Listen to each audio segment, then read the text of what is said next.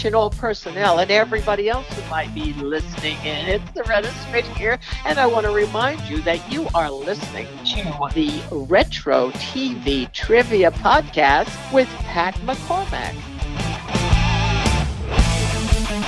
Greetings, fellow classic TV fans, and welcome to Retro TV Trivia. I'm your host, Pat McCormack, from the golden rage of TV. Here we take a fond look back at the era when, in my humble opinion, network television was at its best. Today, you'll hear my interview with Jon Provost, also known as Timmy Martin from Lassie. Enjoy! Ladies and gentlemen, please welcome the iconic Jon Provost. Jon! Hey, thank you, Pat. Oh, well, I appreciate you joining me, buddy. It's been a couple months. I saw you in the Bay Area. Yeah, one of the Comic Cons. Right. It was in Concord, and I was up there visiting my buddies, Jerry and Teresa Mathers. Oh, yeah. We had a great time. Oh, it was a pleasant surprise to just see you sitting there next to him. And I was like, oh, I'd spoken to you once before, but not in the depth that I wanted to. Now, here's our chance. Such a blessing. And thank you again. You know, you've had a bit of a career, Jon. It spans some time. So yes, it has. Here we go. Into the Wayback Machine. You ready? Go for it. Two names, Grace Kelly and Bing Crosby. There you go. And if you want to talk about Gene Kelly, too, that's fine. But No. Hey, he was a great dancer, but I never worked with him. I was going to say he might have taught me something. You know, it's funny, Pat. Yeah, you mentioned Bing Crosby, Grace Kelly. You know, my first two movies I do not remember. I was just too young. The Country Girl, which starred Grace Kelly and Bing Crosby, was actually my second film. The first one was So Big with Jane Wyman and Sterling Hayden, and I was like, you know, not even 3 years old. And then the second movie, I was like 3.5, maybe close to 4, and that was the Country Girl. But you know, those, I was just too young. I don't remember. Now, I've seen them, you know, and I know all about them, but I don't have a clue. So, you know, when you're that young, you just don't remember that stuff. Well, you know, and I don't remember much back then either, except that I thought maybe if I had met Grace Kelly, I might have remembered that. Yeah, well, no. Unfortunately, now I must say this, though. The fourth movie. The third movie is when I start to remember, and that was All Mine to Give, and it's a Christmas story about this. It's every Christmas it's on, and it's one of those tear-jerkers. An immigrant family comes to the United States, and they have a whole bunch of kids, and they, you know, can't take care of them. They have to give their kids away and blah, blah, blah. But my fourth movie was Back from Eternity, and it starred a Swedish bombshell by the name of Anita Ekberg. Mm-hmm. Now, I really remember that. Oh, yeah. Well, here's how it goes. She just, I guess, loved little boys, and so she was constant. I was on her lap constantly. She was always holding me, and you know, and so after a few days on the set, these crew members would come up to me and say, "Hey, kid," and you know, I'm like, you know, 5 years old or something, and like, "Hey, kid, here, I'll give you $5 to trade places with you." I had not a clue what they were talking about. It's a lot of money, too. But it was, hello. But years later, I realized what they were getting at. So yeah, I've been fortunate to work with some pretty incredible ladies. You know, Natalie Wood. I mean, it doesn't get much better than that. Jeez, and if you could just have realized at the time, you could have charged admission while you were doing it. Hey, we didn't know. No, I didn't. I was just enjoying what I did. You know, folks, if you're just tuning in, we were speaking with movie star Jon Provost. Oh man, that's pretty amazing. I mean, it's one of those things you like to hear. I didn't just start out on television. I started out in films. and work. And these are just amazing names. And but that really wasn't the beginning. I mean, I take that back. That was the beginning, but it wasn't the beginning of your iconic role, which came a few years later, 1957, if I'm correct. That's it. And, it's everybody remembers Lassie. And why not? I mean, come on, it's, the movies are one thing, but, television and, I started Lassie in 1957. I was 7 years old. And when you think about it, television was really in its infancy. I mean, sure. There were, we didn't have 250 channels. We had three, ABC, CBS, NBC. And then if you were lucky, if you lived in, LA or Chicago or some big market, you might have, another local station, but that was it. So, I started laughing when I was 7, and it just took off. And back then, we did between 34 and 37 half-hour episodes a year. Right. Now think about it. Today, what do they do, Pat? Much less. 10, maybe 12 if they're lucky. But I mean, that's just how it was. And it was this new thing that, you couldn't record it like today. You had to watch them when they were on. Right. So, and we didn't have 10 TVs in our home. We only had one.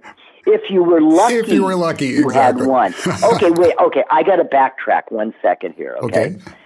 When I got the part on Lassie, it was, I had done all these, 10 movies before Lassie, even some early live television. But I got the part of Lassie. We didn't know I didn't have a clue, but my parents, they didn't know if it was going to last or 1 year or 2 years, who knew?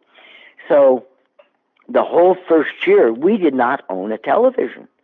And, so every Sunday night when Lassie was on, we would go to the neighbor's house and watch. Well, after the first year, my mom told my dad, she goes, listen, John's going to be on this series for 1 more year.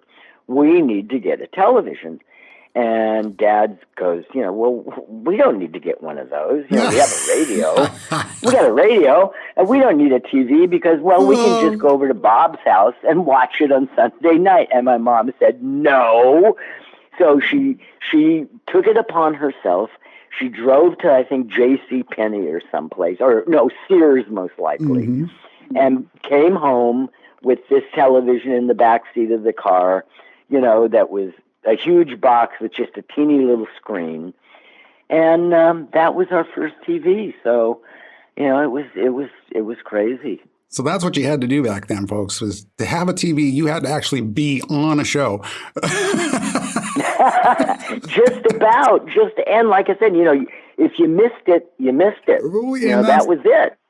There were no reruns. I mean, until years later, they started with reruns and stuff. So, and you would think the network would supply you one since you're actually making them the money. You would think, but you just brought up another memory.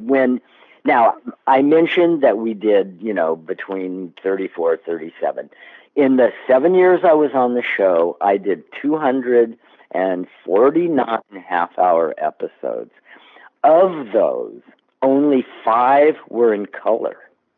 And it was because, nobody had color. The first network was NBC with the Peacock. And then a year later, ABC went color. And the third year, CBS. Well, we were on CBS. And I don't know if they just didn't think people could afford color TVs or it wouldn't take off, because the first color was pretty bad anyway. Right. But just the funny thing was, when we did that one Lassie, the 5-part episode that was in color, which actually they did it like that because they released it as a movie, and the movies had to be in Technicolor back then. So, but because of that, the Rathers, Jack Rather, who owned the Lassie series with his wife, Benita Granville, they gave us a color TV that Christmas so we could watch those episodes in color. Oh. So the network didn't come through, but the producers did. That's great. Well, that's great. Yeah, no, really, when you think about it. And oh, man, color TVs were pretty expensive back then. Oh, yeah, I'm sure. Well, and of course, Jon, you forged the trail. You were one of the many, but one of the most iconic child actors at the time. And we all owe a debt of gratitude to you and folks such as yourself. And I wanted to tell you, I'm just about finished with Ron and Clint Howard's book, The Boys. Ah, okay. I haven't had a chance to look at that. Wow. Oh, it's so good. And one of the things that I read it, and what was really neat was knowing that I was going to talk to you, and he mentions you.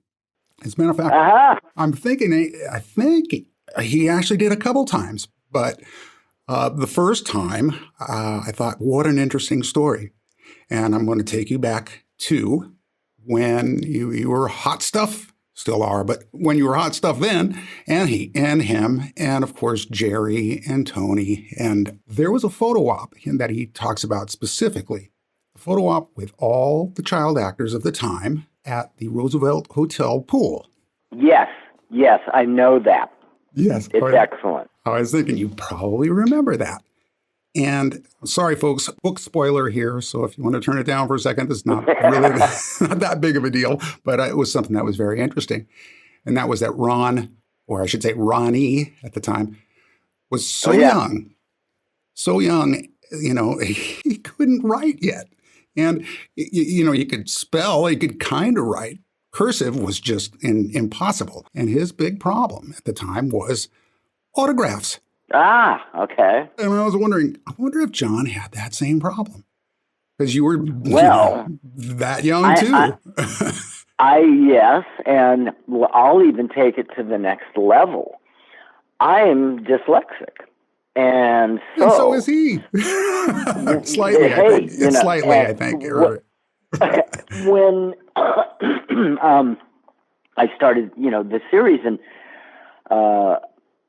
got the scripts. Well, when I was really young, you can't read anyway. But when I got older and I could start to read, I was having issues. And, truthfully, back then, Pat, they didn't know what dyslexia was. Right. When I started, this is really kind of pathetic, but you remember Life magazine? Of course. The one that you were on the cover of, I think. Yeah, iconic, exactly. Well, in that article, when I started Lassie, in this national worldwide magazine, they said in that magazine, Jon Provost, this young boy that knew Timmy on Lassie, blah, blah, blah. Jon Provost, he can't read, he can't spell, he has a mental block.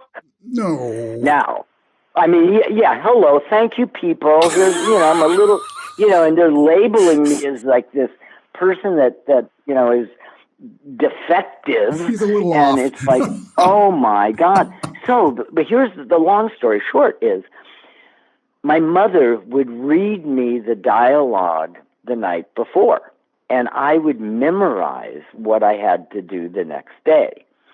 But my parents were from the South. My mother had a Southern accent. So all of a sudden, Timmy is talking to his parents, and Lassie's going, now, how y'all doing today? No, this didn't work. And, of course, the child is going to parrot what the parent says. Sure. And so the studio, they rushed out and they hired me a dialogue coach. A little 7-year-old kid, because they had to get that Southern drawl that I would pick up from my mother out, so Timmy could talk like this little farm boy from the Midwest and not a kid from the South. But I always thought that was funny. But how they labeled me like that, And, of course, years later, we know what dyslexia is. And, I still suffer from it today. I mean, I can read, I can write, I can do all that stuff. And yes, like Ron Howard, I struggled, but, I can write and spell and all that. But I still, today, I transpose numbers. Numbers are my biggest problem. Letters aren't, reading, and that's not too bad. But numbers I transpose back and forth. So it's just one of those crazy things. I was going to say, I have the same problem, only it's with making money. Well, I guess, that's kind of generic, I think. Well, and a quick disclaimer, folks, on the book. Ron Howard does not have dyslexia. It was Henry Winkler. Oh, and he gave another thing away, but he just couldn't write his name fast enough to satisfy the autograph seekers. And they would just grab the paperback from him. Never mind. I'm moving on to Jon Provost. All right. But again, I mean, was that something you had to literally deal with people thrusting papers and pens? Yeah. Oh, sure. I mean, it wasn't like today. I mean, we didn't have paparazzis, and actually people were a little bit more sedate. I mean, I think people were a little bit more respectful of your privacy than people are today. Sure. If you know what I mean. Now, there's a story.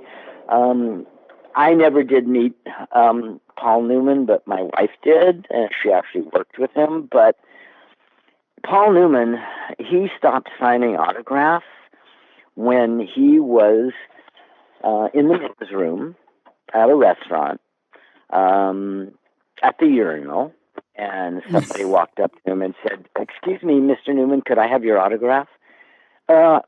Excuse me? and he said that was it. He goes, I'm never going to sign another autograph again if people can't give me, a minute to do what I have to do. And so, I mean, come on, seriously, people. Exactly. But, as long as you don't mind if I don't wash my hands, right? I don't need to wash my hands. I'll just sign it. I mean, no, we would be out to dinner as a family, when I was, on Lassie, and, people would see you. You could see people looking at you, over and pointing, but they didn't come over and, while you're in the middle of your dinner and say, "Oh, can I have a picture with you, a selfie with you, or can I have your autograph?" They would wait until you were done, but today things have changed. Yeah, well, it's true. And again, you're thinking, well, it doesn't take as much time for a selfie as it does to sign an autograph, but that doesn't give you the right to just force your way straight up to Jon Provost and say, "Hey, take a picture with me," like I did. It wasn't like, "I know you. All right. We have mutual friends." No, folks, there you go. I'm going to tell you, folks, Jon is one of the most approachable, down-to-earth celebrities I've ever met. And so you got me on a good day. Feel free to bug him during dinner. Lori won't mind either, I promise. Yeah, right. I retract that. Don't do that, please. Wait until they're done, folks. Oh, man.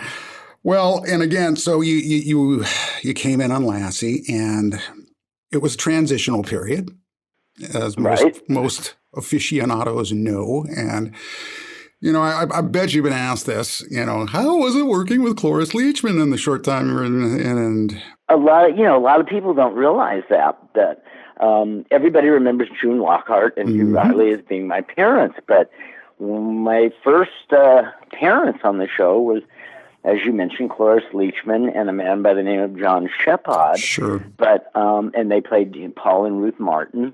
Well, if you think of June Lockhart and Cloris Leachman, they are totally opposite. And June is the ultimate wholesome mother. Okay, right. Where Cloris Leachman is a little out there, or was, I should say. So, she after a few months on the set, she realized, like, I think I made a mistake. I do not want to be stuck on this farm for 5 or 6 years baking cookies for this kid and a dog. And so I'm out of here. And so she got out of her contract. And unfortunately, they had to let John Shepherd go because they figured the public, wouldn't understand, one The parent extramarital leaving. That made total sense. But here's the crazy part. One Sunday it was Cloris and John, and the next Sunday it was June Lockhart and Hugh Riley. And the studio didn't get one letter. And the reason was because the people didn't care about the parents. They cared about the kid and the dog. That's what they were watching the show for. So people didn't even notice.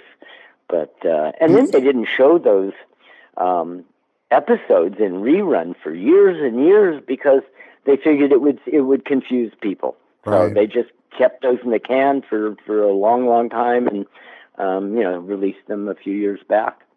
Well, and it's poetic because, look, she left, but only to give us an amazing career in films and later on in television. No, she was incredible. I mean, Young Frankenstein. I mean, the list goes on and on. Sure does. Last Picture Show. Oh, yeah. Iconic. Just as iconic as June Lockhart. Yes, yet in another way. And quite frankly. Yeah, exactly. I mean, I've loved all her work, but I'm much more of a fan of June. And it's just astonishing she's still with us, Jon, isn't it? Listen, 97 years old on June the 25th was her birthday. We kept in touch over the years. I call her every birthday, every Christmas. And, I guess it was maybe about 6 years ago, I called her and she goes, Jon, she goes, I think it's time to retire. She started in the business. Her first movie was A Christmas Carol with both of her parents, and she was 12 years old. Wow. And so she had an incredible series. And, good Lord, she started out on the farm, and then she went to outer space, and then she went to some little junction in a place called Petticoat, and, and then, then the woman just went on and on and on, and just, super lady. She could just do it all, and gosh, what a beauty. What a beauty. Yeah.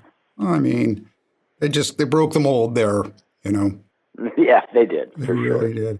And, speaking of films, now, I know you started in films, and then, as the Lassie wound down, there were more opportunities. And I noticed as I was reading through your bio that you were in one of my favorite Disney films. Ah. You know where I'm going with this? Yeah. Uh-huh. Kurt Russell? Yeah. That's right. Well, this is, you mentioned the Lassie thing was going down. Well, I had a 7-year contract with a 3-year option. 7 to 14, the 7 years was coming to a close. And lo and behold, the studio, they wanted to go for 3 more years. Well, I'm 14. I'm, going through puberty. I'm thinking, I'm looking at girls, and the girls are looking at me as this little kid with the dog. And I'm telling my parents, I'm getting tired of this. And they said, good, you do what you want. You can stay on Lassie for 3 more years, or you can quit and do whatever you want. And I said, I want to quit Lassie, but I want to continue acting. And, so my parents let me do that. I continued. After Lassie, I did some guest shots from Mr. Ed. And so I went from the smartest dog to the smartest horse, and then movies. And so my first movies. First movie after Lassie was This Property is Condemned with Robert Redford, Natalie Wood, Charlie Bronson. Who? It was, great film. We filmed it in Louisiana, Mississippi, and this was in 1964. Second movie after that was The Secret of the Sacred Forest. We filmed it in the Philippines. Nobody ever saw it. It was the worst movie ever made, but it was a lot of fun. Yeah. And then when I got back to the United States, spent 3 months in the Philippines, came back and got this part of Bradley in a Disney movie called A Computer Wore Tennis Shoes. Yes. And Kurt Russell, and Kurt and I, we both had our birthdays while we were filming. Oh, by the way, that was the only Disney movie I did. Mm-hmm. So Kurt and I, we both had our birthdays. He turned 17, I turned 18.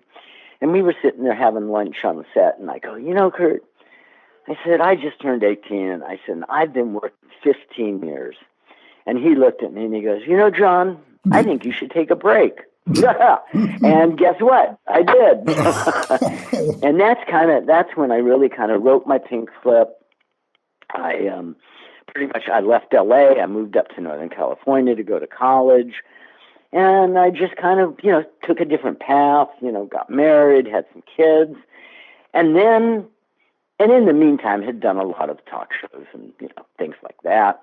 The dating game. I was on the dating game, but I lost. Oh, well, that's another story. What? Yeah, well, you can't win them all. And so, well, they can't see you, here. so, it's like if they had, it would have been over, Yeah, well, you never know. And so, I'm up here, raising kids, and I got into the real estate business, and I hear about they're doing a new Lassie series, and this is like 1988. And so I found out who was producing it down at Universal and called up Albert and said, hey, this is Jon Provost from the old Lassie series. I hear you're going to be doing a new series. And he goes, oh, my God, Jon Provost, I didn't know you were still around. Oh. I go, yeah, right, well, hello.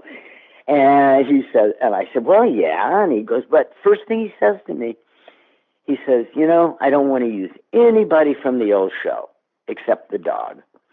I said, okay, well, that sounds okay with me. I said, but maybe background, behind the camera, consultant, something like that. And Al said, oh, well, okay, I can entertain that. He said, so I went down to L.A. and we had lunch. And we're talking, and he goes, now that I meet you, maybe there is a place for you in this new series, the new Lassie series, but you're not going to be Timmy. You're going to be somebody else. And I went, oh, well, okay.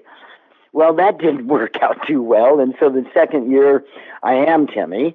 But unfortunately, it was a little convoluted and it was a little too sitcom-y. So it didn't work after the second year. But it was a great time. I had a lot of fun, worked with some great people.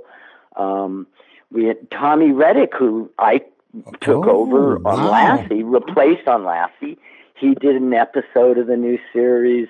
June Lockhart did an episode. Roddy McDowell, who was in the very first movie, of course. Lassie Come Home, did an episode. Yeah. And then one episode where there was this young man. You may have heard of him. His name was Leo DiCaprio. It rings a bell.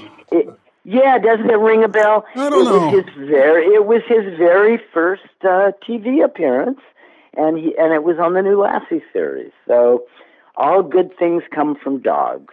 Or Jon Provost. I'm sure you coached him a bit. Well, no, man. Hey, listen, the name of the series was Lassie, right? And there's a good reason for that.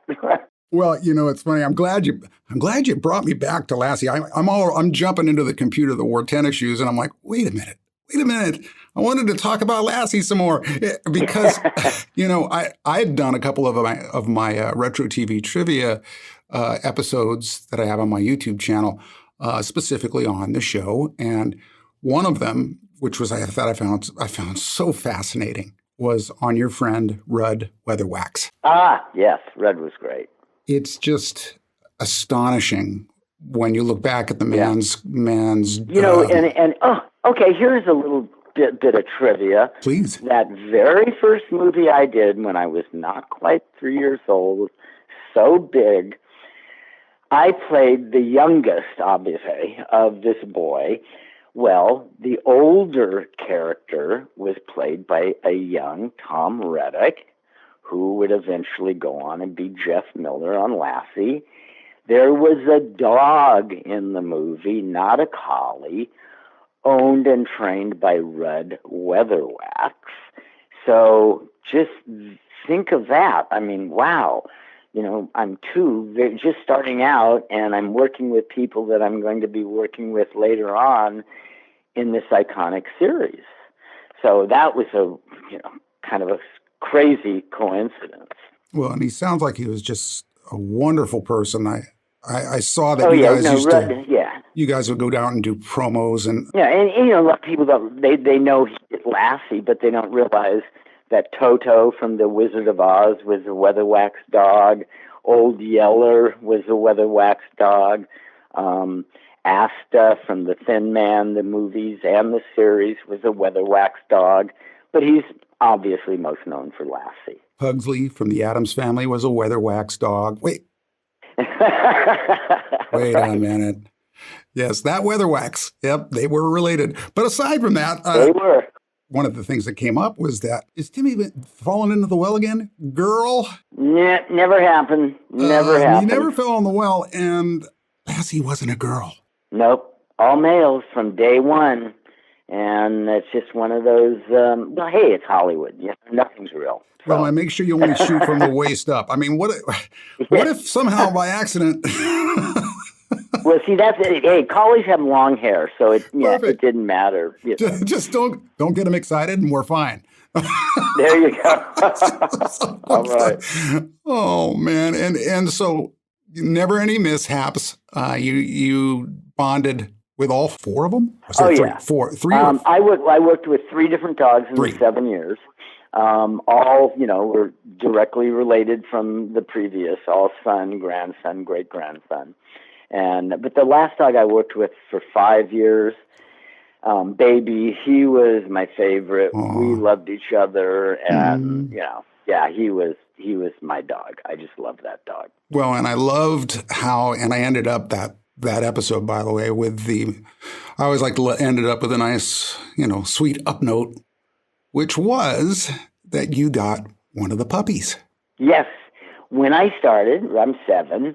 And of course, kids and dogs. And Rudd said, now look, if you don't bug Lassie this first year, don't pull his tail, don't ride him, don't sit on him. Don't get him excited. Mm-hmm. Yeah, I will. Thank you.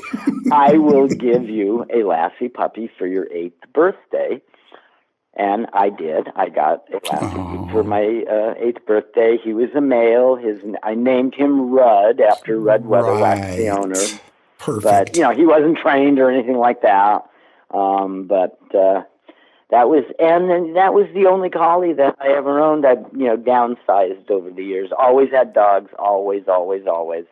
But now we just downsized because of traveling and that. Right.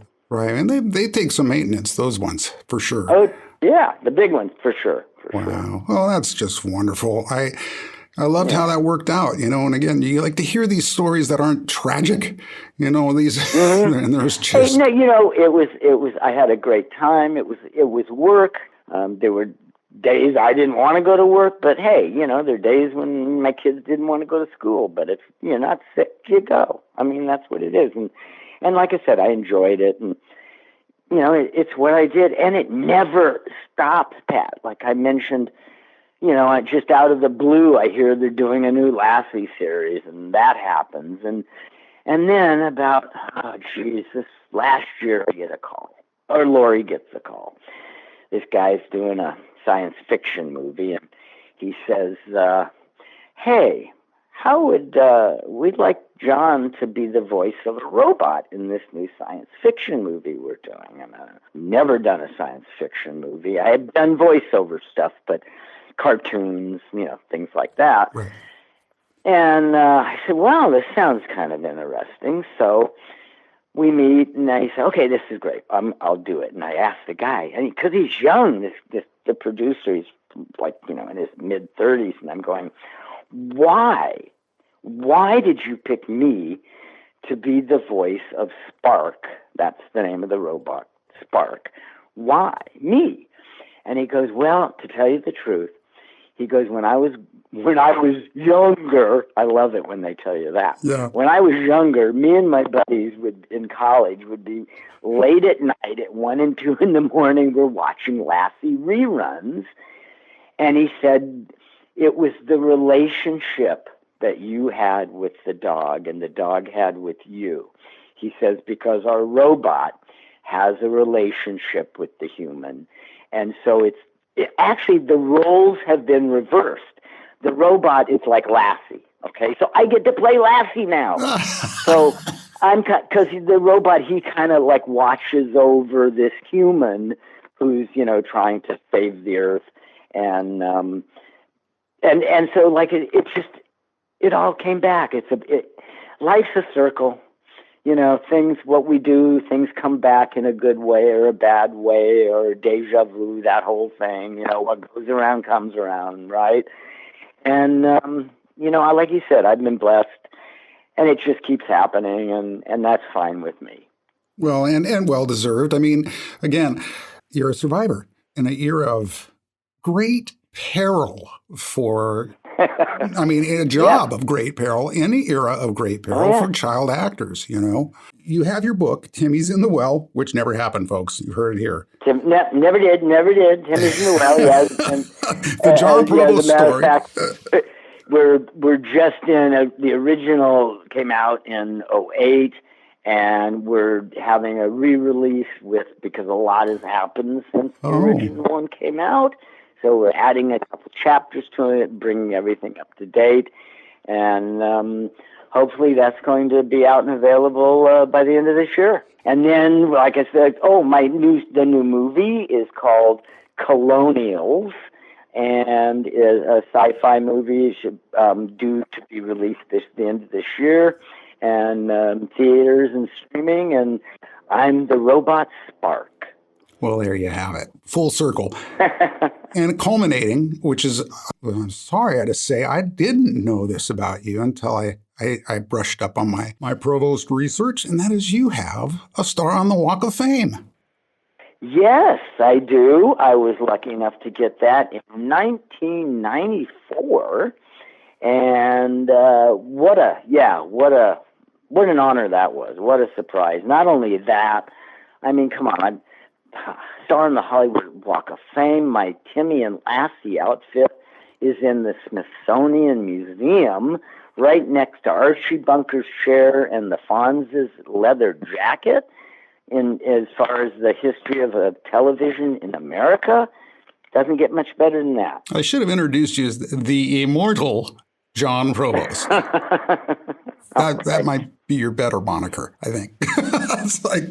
All right. That's it. You're immortalized. I had Loretta Swit on my last podcast, and she got her star on the Walk of Fame. And a question just popped into my head: who was there? And I want to ask Jon, who came for your induction? My parents. Uh-huh. Hey, that was good. But here's the crazy thing: on that day, because now when they do they normally just do one star at a time.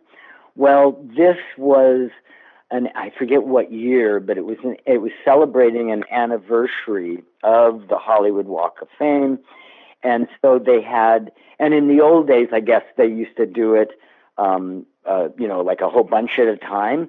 So they reenacted that, and so on that same day that I got my star, the Beatles got their star on the Hollywood Walk of Fame.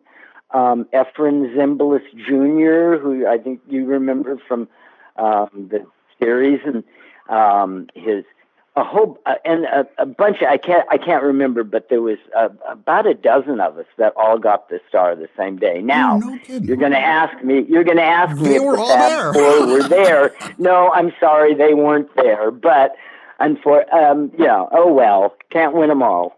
Well, I think you can say they were. If it was all the same day, that's that. I'll say they were. They were. I don't think we've really dropped enough names yet, Jon. No, not yet. That's astonishing. I actually think that's cooler, personally. Oh yeah, I got my star the same day as this person, that person. The Beatles did. Yeah, the Beatles. You ever heard of them? Yeah, sure. They've been around. All right. Oh, that's incredible. Well, again, I can't thank you enough for joining me. It's just been fantastic, and I know everybody's going to just love listening to this. Jon, where can folks find you? I have a website. It's just jonprovost.com. And they can go there. There's, reminiscence page. There's well, obviously, where I'm going to be. I'm going to be, now that things are opening up here, Yes. I'm going to be doing some more Comic Cons and different, autograph shows, things like that, getting out, meeting the public again, and just being able to get out and have some fun. And so, people can just go right there to my page, jonprovost.com. They can get autographed pictures Yes. and books and all kinds of fun stuff. But, they can just check it out there. Do it, folks. And, let's remind everybody that the holidays are coming up, and you got any Lassie fans, I can't think of a better gift. So Thank you. Head in there and do some Provost buying. I'm telling you, it's all right. I've met a few. There are very few that are as genuine and as down to earth and as kind-hearted as you, sir. Thank you for all the years, all these wonderful years of entertainment that you've given us, and blazing the trail and teaching Ron Howard how to sign an autograph. And all right. Well, again, thank you, Jon Provost. All right. Thank you, Pat, and hope to see you again soon. So there you have it, yet another Retro TV Trivia episode in the books. Remember to check out jonprovost.com to see his great merchandise and view his upcoming personal appearance schedule. Please take the time to like, subscribe, and give me a positive review, or simply share it to spread the word. Until next time, I'm your host, Pat McCormack, and thanks for listening to Retro TV Trivia.